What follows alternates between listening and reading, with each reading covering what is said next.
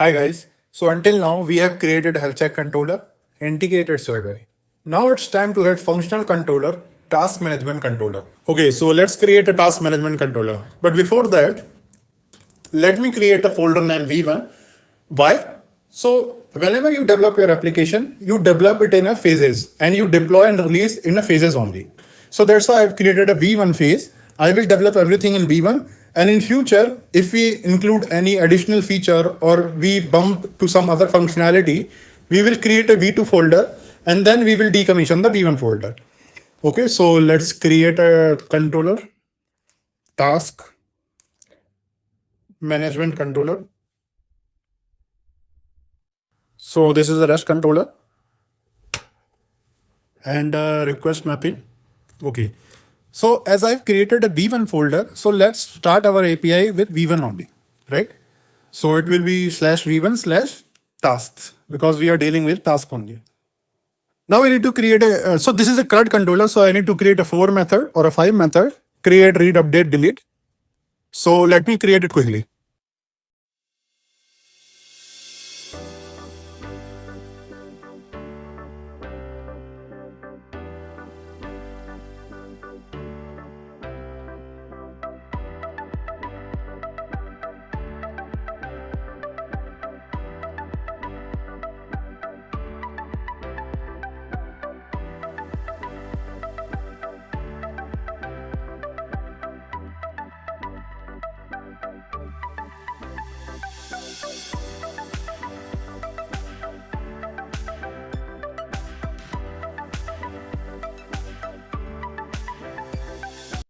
Okay, so controller skeleton is ready. I have created a couple of classes like AppHttpResponse and Task DTO. So let me create those as well. Then I will explain in one go.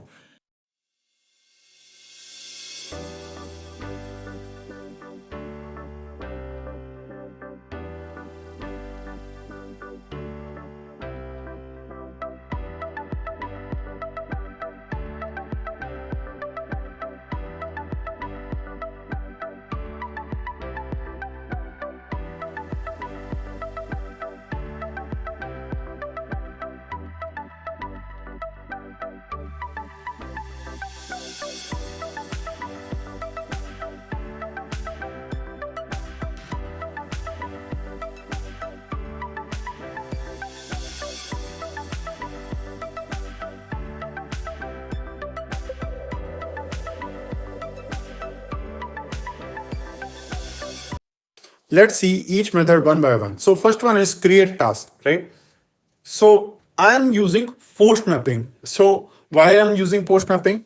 If I use get mapping or put mapping or delete mapping instead of post mapping, will it work? Definitely it will work.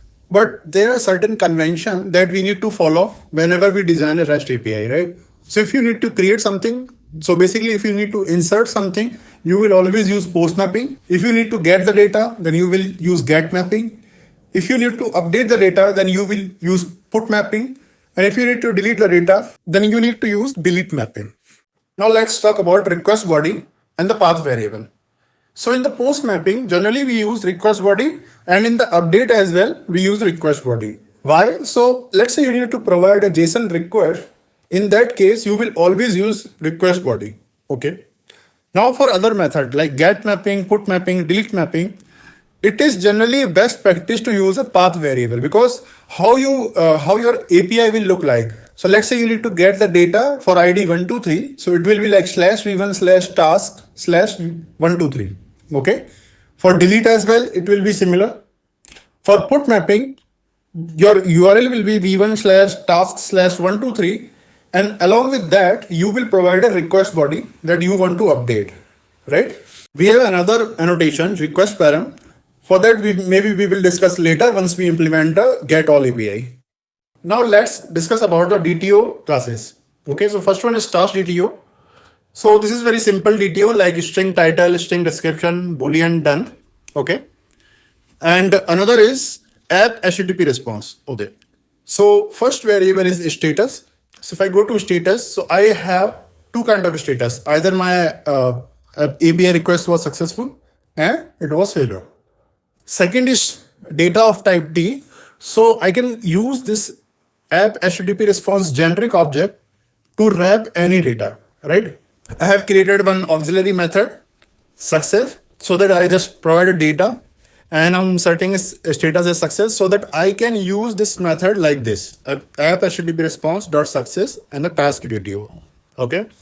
So the question arises like why I have created a wrapper. I could have directly provided a response as task DTO.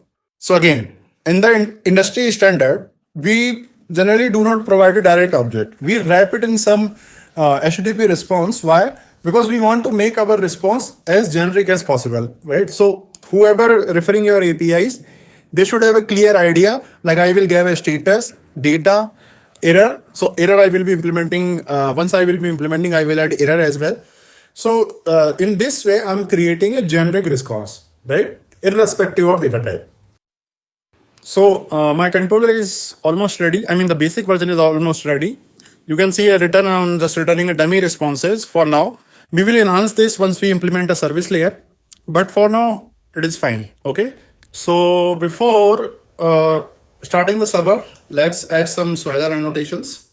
So again, tag, name, like task, management controller, operation, summary, create task. Let me quickly add for all.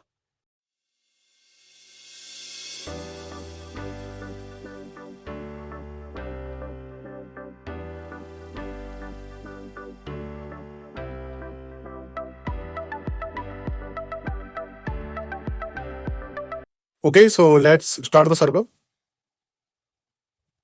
My server is started. Okay, now you can see my new controller is also there. I have a get, put, delete, post.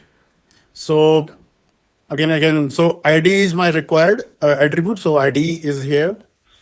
For put, I have an ID and the example value string. Okay, we have some problem. We will fix it. For delete as well, we have ID.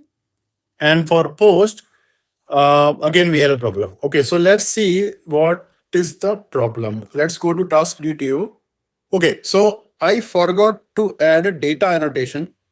So what is data annotation of Lumbo? So when you add a data annotation, it is automatically create equals hash code to a string and require a constructor for you. Okay.